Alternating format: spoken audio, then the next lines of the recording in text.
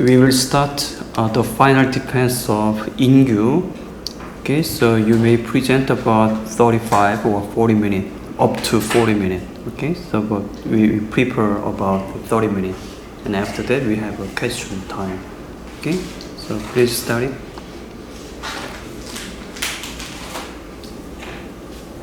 Good morning, professors. Thank you for attending my defense. It's a huge honor to present my thesis to this distinguished committee. My name is Ingyu Jo, and my thesis title is Multimedia Monitoring of Heavy Metals in a Large Industrial City of Korea regarding spatial distribution, source apportionment, and human health and ecological risks.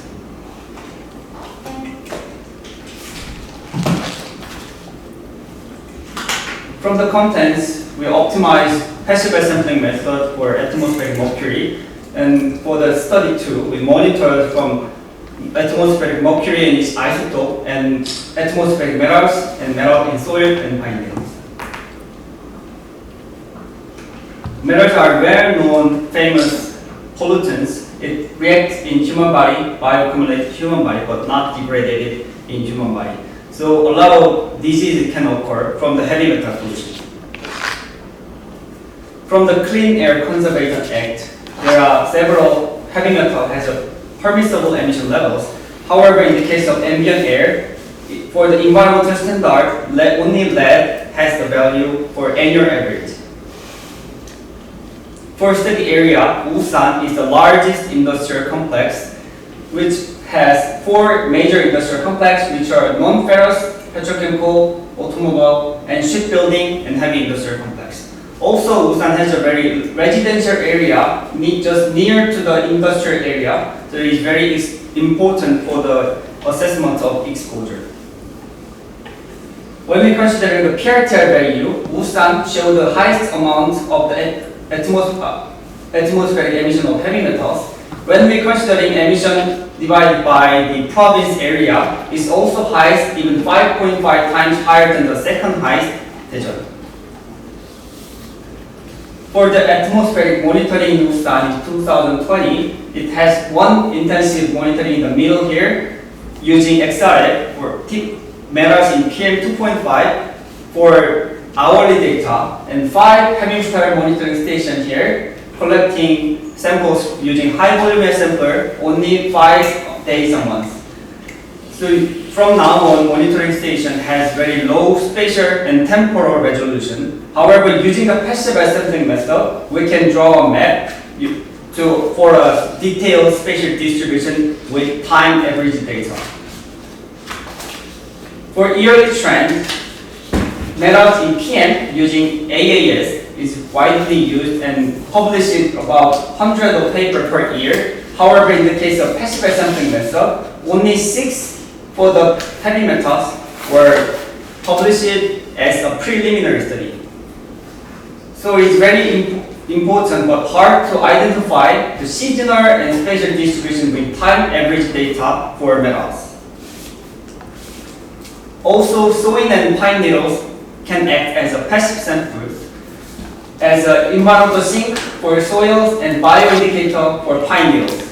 And also, soil can see the long-term record of pollution trend, while pine needle can see the short-term pollution of atmospheric emission, around half year to 1 to 2 years.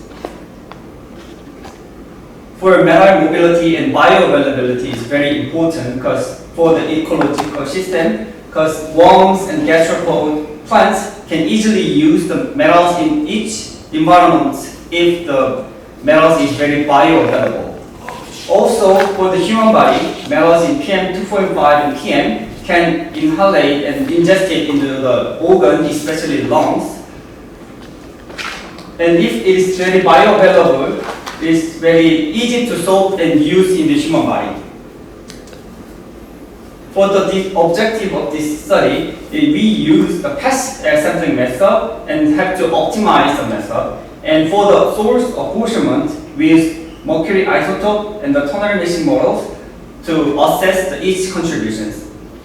And not only the mercury, but also assessing other heavy metals, we calculate carcinogenic and non-carcinogenic risks. And impacts on ecosystem, we found bioavailability and ecological risk in soil and pine woods. Chapter 1 is optimization and application.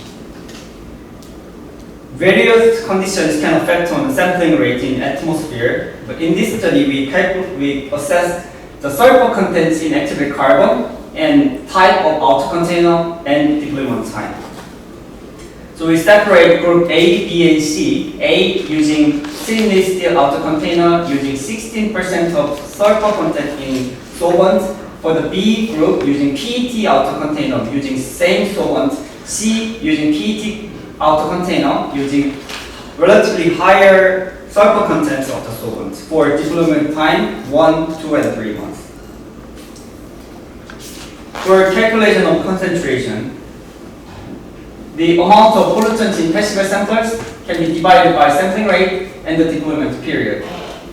Also in the previous studies can found each meteorological condition can affect on the sampling rate, but only temperature and wind speed significantly affect on the sampling rate. And they found the adjustment factor for each condition, and we also applied. For chapter 1 overview, we did comparative analysis at UNIST for group 1, A, B, and C. And using specific method, we monitored for 10 sites in Ulsan as preliminary study, using TDAAS for mercury analysis. For different sampling periods, A, B, and C showed very higher R-square value and good linearity. However, the concentration in the first month showed relatively higher concentration than the 2 months and 3 months sampling. It can be explained with two-stage uptake mechanism in previous studies, but which is not clearly solved yet. And for the C, sampler C method has higher concentration than A, B, as well as the mercury station, monitoring station. So we can use A, B method, and considering lowest R value, we chose 3 month sampling with method A. And also we calibrate sampling rate with temperature and wind speed. The adjustment factor of wind speed were higher than that of temperature. However, in this sampling period, we collect the sample late winter to early spring. The temperature was different from the reference site, very high. So 10% of temperature can affect on the sampling rate in this study. For basic spatial distribution, we found non-ferrous industrial complex showed very high concentration I5, and rather than other urban and industrial area. The result is very consistent with the zinc emission amount PRTR value because there is no mercury PRTR emission data, and with the 10 tonnes per year around in non-ferrous industrial complex. Mercury can be emitted during zinc roasting process a lot because mercury and zinc both are very sulfophilic elements which are easily soaked into the sulfur ore.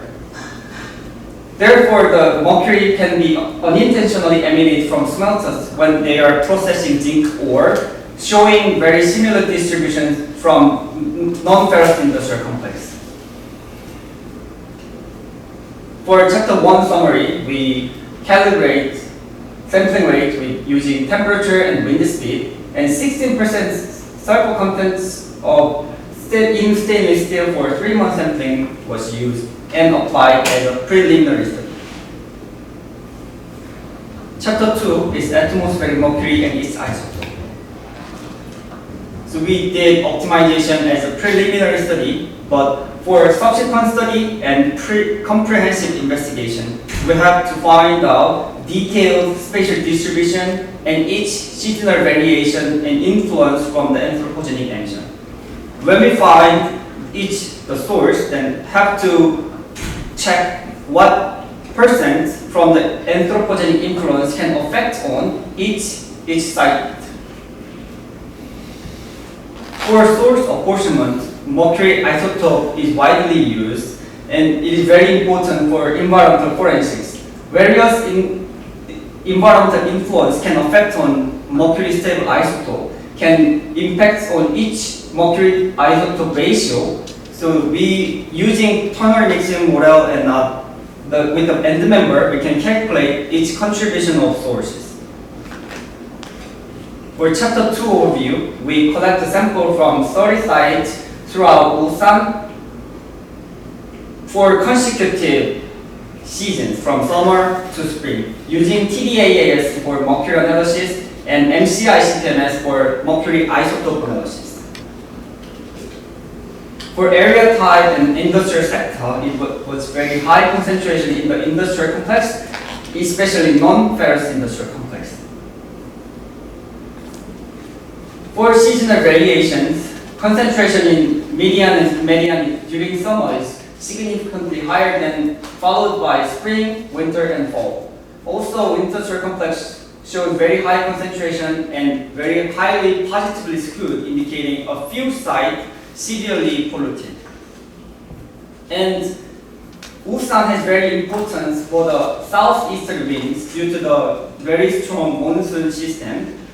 And Ulsan hosts industrial area and complexes in southeastern area seashore. Therefore, the southeastern wind from sea to land during summer is very important. For wind rows, in summer has very strong east resultant factor can affect on the industrial emission to the urban and suburban area, and which has only 3.7% of northeastern wind. Whereas fall and winter has very strong north and northwestern winds, showing only southern part of non-ferrous industrial complex has high concentration. In previous study also found east area of non-ferrous industrial complex has high concentration around 120 nanogram per cubic meter, having primary metal as land use. There are Korea Zinc company are located here, which is largest industrial zinc smelter in the world, processing 7% of world zinc production and 60% of domestic zinc production. For mercury isotope fractionation, we use MIF and MDF as from their stable isotope ratio, and our samples were compared with previous studies. The gray dot were located between mining area and volcanic area and urban and suburban area in US and Canada. So it is very distinct pattern from the contaminated site and relatively clean site. For mercury source, can be characterized by anthropogenic emissions, surface evasion, and background effect. Also characterized by its influence from mercury evaporation and diffusion, sulfur-related photoreduction, oxygen-nitrogen photoreduction, and foliage uptake. From the median value from previous study, using the end member of 3 sources, we can calculate ternary mixing model following the formula. For the spatiotemporal variations of contribution, showing 80% to 95% of anthropogenic emission can affect in and near the non-ferrous industrial complex, even suburban and urban area shows 60 to 70% of anthropogenic emission during winter.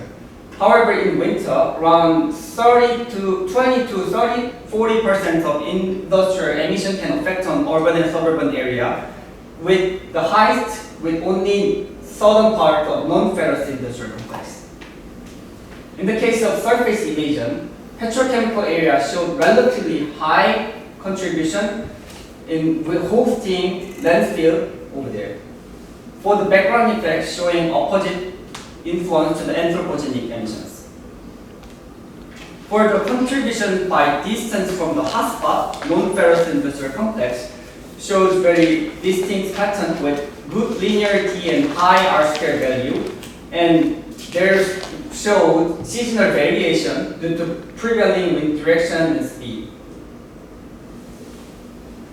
For chapter 2 summary, we found spatial temporal variations as well as source apportionments, finding 70% of mercury were contributed by anthropogenic emissions. Chapter 3 is atmospheric metals. Not only the mercury but also other heavy metals are very important for assessing risk because the dose makes the poison.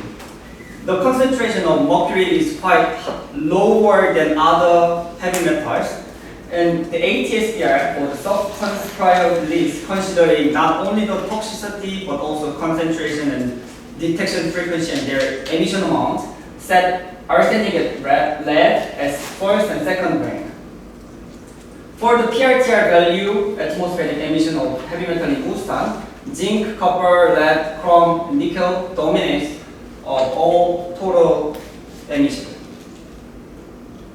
For toxicity and method, we use inhalation unit risk for carcinogenic and reference concentration for non-carcinogenic risks from the value of EPA, IRIS, and ATSDR. We calculate the risk from EC times UR and EC over RFC value using only 2.18 hours for exposure of Korean adult exposed from the outdoor ambient air. Considering the exposure from the hotspot non-ferrous industrial complex.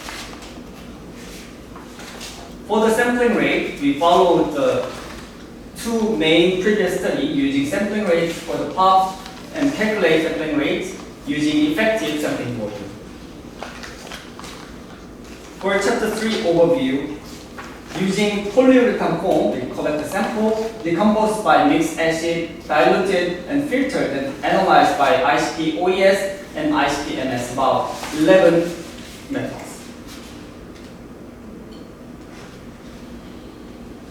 Metals in atmosphere showed high concentration generally in summer and winter, spring, then fall and winter. And various samples show very positively skewed, indicating a specific site was heavily polluted. The 11 metals showed very similar distribution pattern to that of mercury, and even some of metals showed high concentration in south and southeastern area of petrochemical complex, which can be attributed not only their pollution in the petrochemical area but also emission from the non-ferrous industrial area. Because from the wind field, the emission from the non-ferrous area can emit to the ocean and seaside and coming again to the petrochemical area, so that we cannot exclude the influence from the non-ferrous industrial area. For the cancer and non-cancer rates also showed high in the hotspot with the black line with the 10 to the minus 5 and 1 as the environmental standard. For health risks, arsenic here and manganese dominates of each cancer and non-cancer risks. In the case of cancer risk, 80 to 90% of arsenic dominates for cancer risk. Therefore, the arsenic is very important for assessing cancer risk. It's also very important considering other heavy metal concentration and PM2.5 showing decreasing trend. However, arsenic shows very steady concentration. Also for the non-cancer risks, manganese has 40 to 50% proportion on average. In the hotspot, the non-ferrous industrial complex showed 10 to 30% proportion, which has very high emission and high concentration of arsenic and lead around 60%. However, hotspot has very high concentration of manganese around 400 nanogram per cubic meter, which is 10 times higher than those at urban and suburban areas. So we have to focus on the manganese non-cancer risk because in this study we use 2.18 hour exposure for tolerance risk assessment, considering the uncertainty of passive sampling method. Even so, we have 0.72 highest non-cancer risk only considering manganese in the hotspot, and when we considering the 24 hours in this study, with the average value in Ulsan for manganese non-cancer risk is 1.4, having 19 as the highest value. However, it is quite similar results from the previous study in China and Spain showing same 24 hours and everyday exposure, they showed 0.7 to 1.6 around manganese non-cancer risks. Even previous study showing acute risk of manganese guideline is 5 microgram per cubic meter, and in this study highest concentration 3 months average data was 0.9 microgram per cubic meter. There can be even a possibility that might exceed the acute risk of manganese around for 24-hour exposure. For manganese research, manganese in PM2.5 and PM10, this blue line is the Ulsan data. The concentration of manganese in Ulsan showed relatively high concentration than other provinces. Even they showed very steady concentration. It is not about just current problem, but also the problem in the past. So manganese in atmosphere have been polluted very severe. Previous study focused on also age-specific susceptibility for the vulnerable children, and even a book chapter focused on the manganese says about unnoticed environmental contaminants. So the manganese non-cancer is very important for assessing non-cancer risks. Chapter 3 summary is we assess the spatial-temporal variation of metals as well as health risks indicating arsenic and manganese importance. Chapter 4 is metals in soil and pine needles. Not only the total concentration, but also geochemical fractions are very important when we considering F1 to F4 fractions. In F1 fraction with high bioavailability and F4 has very low bioavailability. Considering F1 to F3 as non-residual value and F4 as a residual value. It is also important not only for the ecosystem but also human psychological environment. We use the pollution in dyes such as RAC, ICF, and MRI. RAC is the F1 fraction, and ICF is the proportion of non-residual and residual fraction, and MRI is using omega, the modified index of heavy metal concentration. We consider the bioavailability. But from now on, a lot of people only focused on the index RI, which is not considering the bioavailability. For chapter 4 overview, we collect the sample 30 sites in soil and pine needles, and focusing on the other suburban area, considering various small-scale industrial area in the western areas. We collect the samples and extract it from F1 to F4 with weak acid, acetic acid, to the strong acid such as aqua regia.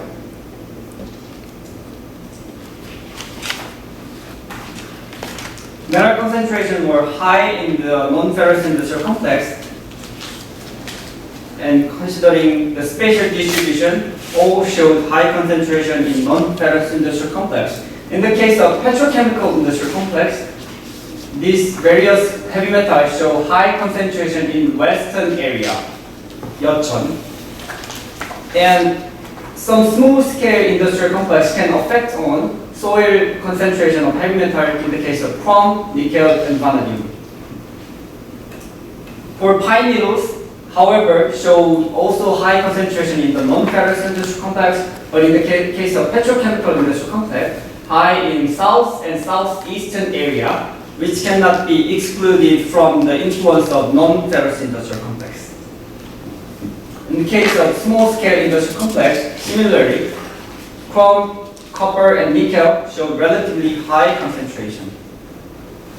For geochemical fractions of each metal, soils show very high proportion of F4 residual fraction, while cadmium, manganese, lead, and zinc showed high proportion of F1 and F2. Pine needles show very low proportion of residual proportion.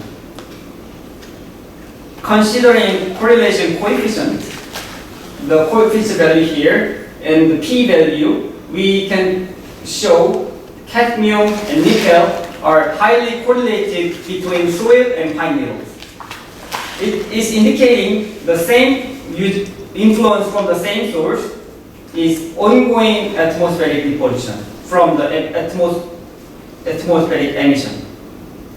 However, considering sequential extraction, F1 extractions are highly correlated with the total concentration in soils, which affect from the sequential extraction, indicating various toxic heavy metals are all correlated with soils, indicating same source, ongoing atmospheric deposition in the past and in the current.